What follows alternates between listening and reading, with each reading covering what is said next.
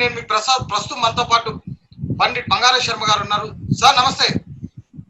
నమస్తే అండి. రేపు సూర్యగ్రహణం, అసలు ఎలాంటి జాగ్రత్తలు తీసుకోవాలి, నిజంగా కూడా దీని వల్ల ఏదైతే గర్భిణీ స్త్రీలకు కానీ చిన్నారులకు కానీ ఎటువంటి ఇబ్బందులు కలిగే అవకాశం ఉందంటారా? చిన్నారులకి పెద్ద ఇబ్బంది అనేది ఏం ప్రత్యేకం లేదండి. ఎవరైనా దురాచారం ఆచరించి లేనిపోని బలులు ఇవ్వడం, ఏది ధర్మశాస్త్రంలో చెప్పబడలేదో అలాంటి పాపం చేసేటటువంటి వాళ్ళకి మించి జాగ్రత్తగా ఉండండి. ఎందుకంటే అది ధర్మశాస్త్రంలో ఎక్కడ చెప్పబడలేదు. ఇక గర్భిణీ స్త్రీలు అంటారా, ఖచ్చితంగా గర్భిణీ స్త్రీలు జాగ్రత్తలు తీసుకోవాలి అని వైదిక ఋషి చెప్పాడు. మిథున కర్కాటక వృశ్చిక మీన, మిథున కర్కాటక వృశ్చిక మీన రాశి వాళ్ళు ఈ నలుగురు జాగ్రత్తలు తీసుకోవాలి.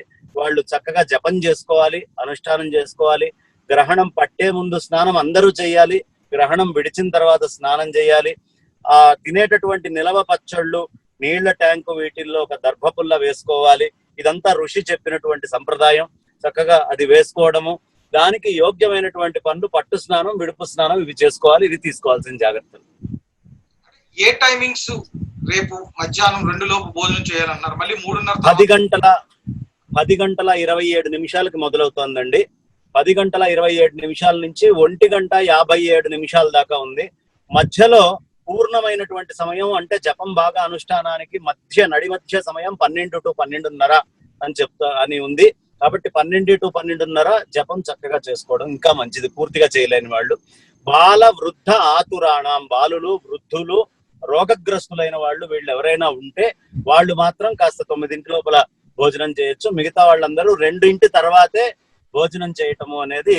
అప్పుడు తర్వాత స్నానం చేసుకొని మొత్తం ఇల్లంతా శుభ్రం చేసుకొని కడుక్కొని దేవతలకి చేసుకోవాల్సిన పులిగాపు అది చేసుకొని ఆ తర్వాత వంట చేసుకొని భోజనం చేయటము అనేది సంప్రదాయం. సూర్యగ్రహణం రోజు రేపు దేవాలయాలన్నీ కూడా మూసివేస్తారు. అలాగే ఇంట్లో కూడా ఎలాంటి జాగ్రత్తలు తీసుకోవాలి? సూర్యగ్రహణానికి దేవతారాధనకి సంబంధం ఏమిటి అంటే, మాకు క్షేత్రాల లోపల అనుష్ఠానం చేసి యంత్రాలు ప్రతిష్ఠ చేస్తాం. అవి మోర్ బిగ్ కాపర్ ప్లేట్స్ తోటి ఉంటాయన్నమాట. అలాగే నవరత్నాలు ఇవన్నిటిని పెట్టి ఈ ప్రపంచంలో ఉండేటటువంటి శక్తి అక్కడ కేంద్రీకృతం కావాలనే ఉద్దేశంతో మంత్రశాస్త్రంతో మేము అక్కడ అనుష్ఠానాలు చేస్తాం. కాబట్టి గుళ్ళు మూసేస్తారు. అయినప్పటికీ ఒక్క గుడి తెరిచి ఉంటుంది. అదే రాహుకేతువులకి సంబంధించినటువంటి శ్రీకాళహస్తి క్షేత్రం. కాళహస్తి క్షేత్రంలో చక్కగా దేవుడికి అక్కడ ఆ రోజు గ్రహణ సమయంలో కూడా జరుగుతుంది. తిరుమల లాంటి క్షేత్రాలు కూడా మూసేస్తారు. ఇళ్లల్లో ఎక్కువగా గర్భిణీ స్త్రీలు కదలికలు లేకుండా ఉండడం అనేది మంచిది. కారణం ఏమిటి అంటే, మనకి చాలా అద్భుతమైనటువంటి ఎక్స్పెరిమెంట్స్ చేశారండి. ఇవాళ సైంటిఫిక్ గా కూడా గ్రావిమీటర్ గ్రావిమీటర్ మీద చేసినటువంటి ఎక్స్పెరిమెంట్స్ లో మనకి తేలింది ఏంటి అంటే, మనకి చాలా గ్రావిటేషనల్ చేంజెస్, చాలా విపరీతమైన గ్రావిటేషనల్ చేంజెస్ అనేటటువంటివి జరుగుతాయి.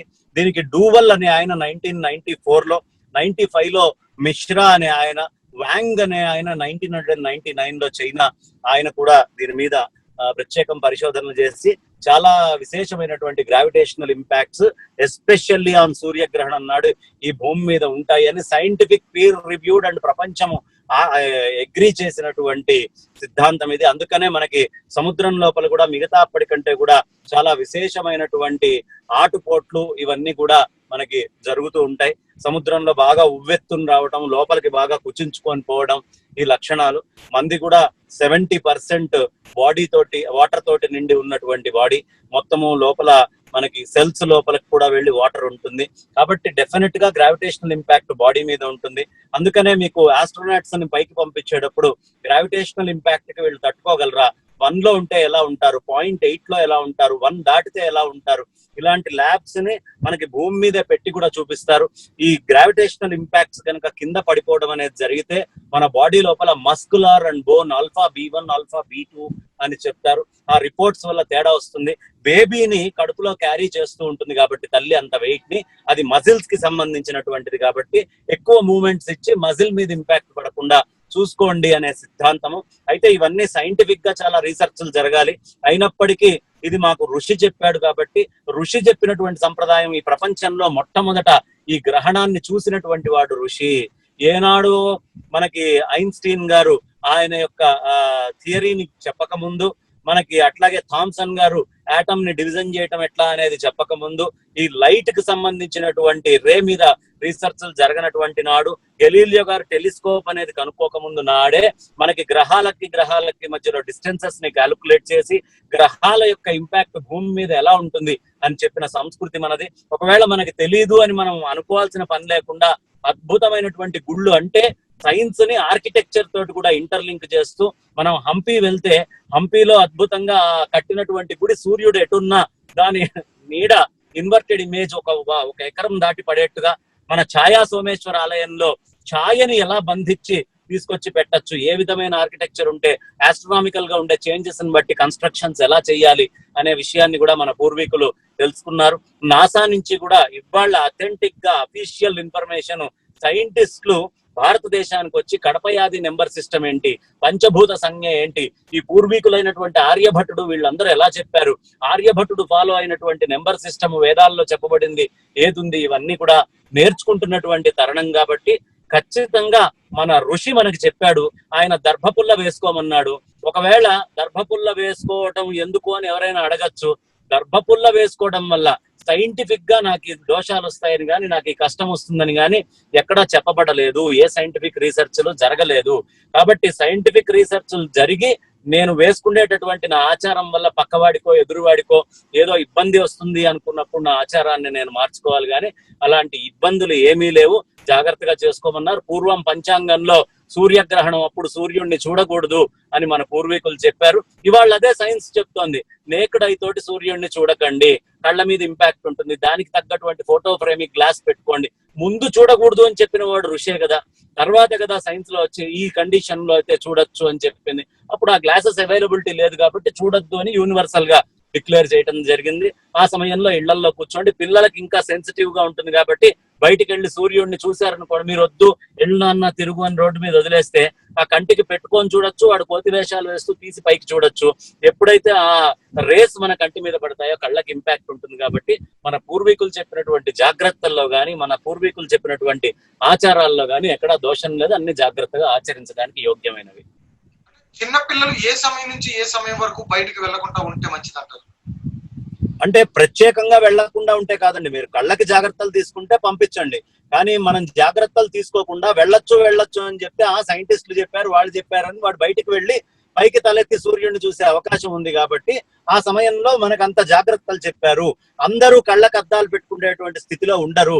సైంటిఫిక్ గా మనం అందరినీ కూడా ఇవాళ డెవలప్ చేసి కుగ్రామాల్లో ఉన్న వాళ్ళని కూడా లోపల ఎక్కడో మారు అడవుల్లో ఉన్న వాళ్ళకు కూడా మనం చెప్పలేం. కానీ పంచాంగం అన్ని చోట్లకి రీచ్ అయింది.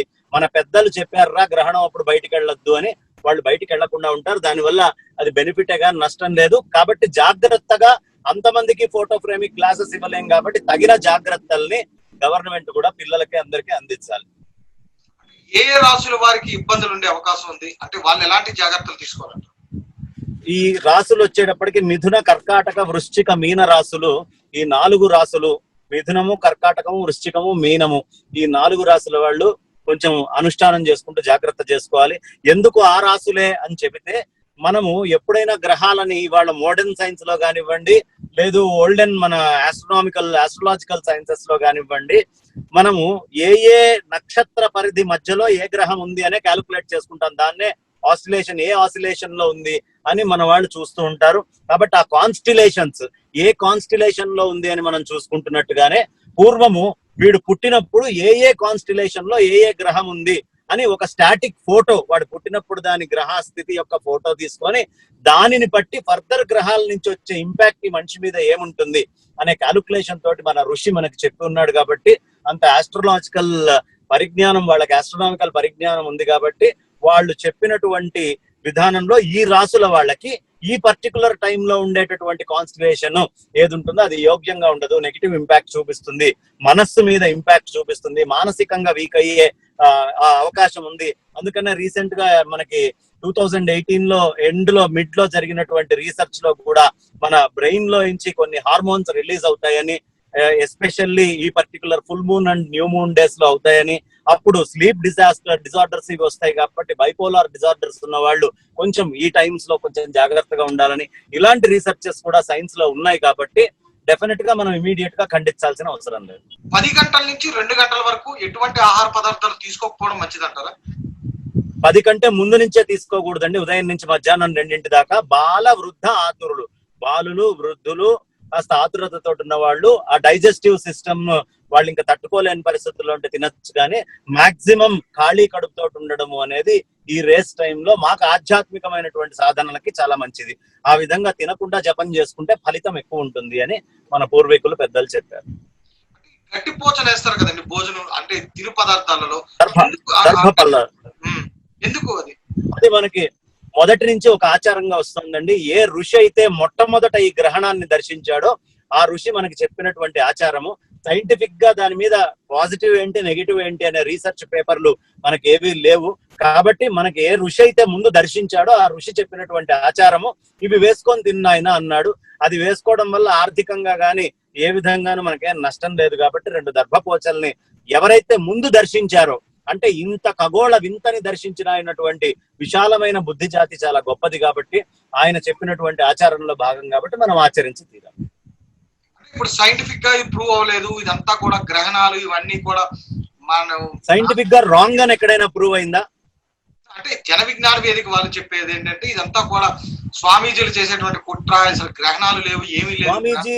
స్వామీజీ నిన్న పుట్టాడు, మొన్న పుట్టాడు, కానీ ఈ పంచాంగాలు గ్రహణాలు అనేవి మీకు థామ్సన్ పుట్టక ముందు, గెలీలియో పుట్టక ముందు, హబ్బెల్ పుట్టక ముందు నుంచి ఈ పంచాంగం అనేది భారతదేశంలో ఆచరించటము, డైరెక్ట్ గా ప్రపంచానికి ఉండేటువంటి చేంజెస్ చెప్తున్నారు. మన వాళ్ళు హోరా అంటే దాన్ని అవర్ అని వాళ్ళు తీసుకున్నారు. మన వాళ్ళు సండే భానువారము అంటే దాన్ని ఆదివారం అన్నారు. సన్ మండే మూన్ డే అని వాళ్ళు పెట్టుకున్నారు, మనం చంద్రుడికి సంబంధించింది అన్నప్పుడు. కాబట్టి ఈ మొత్తం ఆస్ట్రోలాజికల్ సిస్టమ్స్ ఏవైతే ఉన్నాయో ప్రపంచం నడవడానికి calculations, Sunday, Monday, Tuesday, Wednesday బుధవారము, లేదు గురువు థర్స్డే, అలాగే ఫ్రైడే శుక్రవారము, సాటర్న్ డే అని వాళ్ళు మొత్తము మనం చెప్పినటువంటి క్యాలెండర్ స్థితినే ఇవాళ మోడర్న్ డే సైన్స్ కూడా వాడుతోంది. కాబట్టి ఆస్ట్రాలజీ నుంచే డిఫైన్ అయింది, అక్కడి నుంచే వాళ్ళు ఎదుగుతూ వచ్చారు, దాని మీద రీసెర్చ్లు చేశారు. దీన్ని ఎక్కడా ఖండించలేదు. ఖండించినప్పుడు ఖండించిన డాక్యుమెంట్స్ ఏమైనా ఉంటే చూపించాలి. సైంటిఫిక్ గా ఇది రాంగ్ అండి పలానా వాళ్ళు చెప్పారు అని వాళ్ళ దగ్గర ఉన్న డాక్యుమెంట్స్ తీసుకొస్తే డిస్కస్ చేయొచ్చు. థ్యాంక్ యూ బంగారేశ్వరం గారు, మీ అభిప్రాయాలు చెప్పారు. చాలా ధన్యవాదాలు. నమస్తే అండి.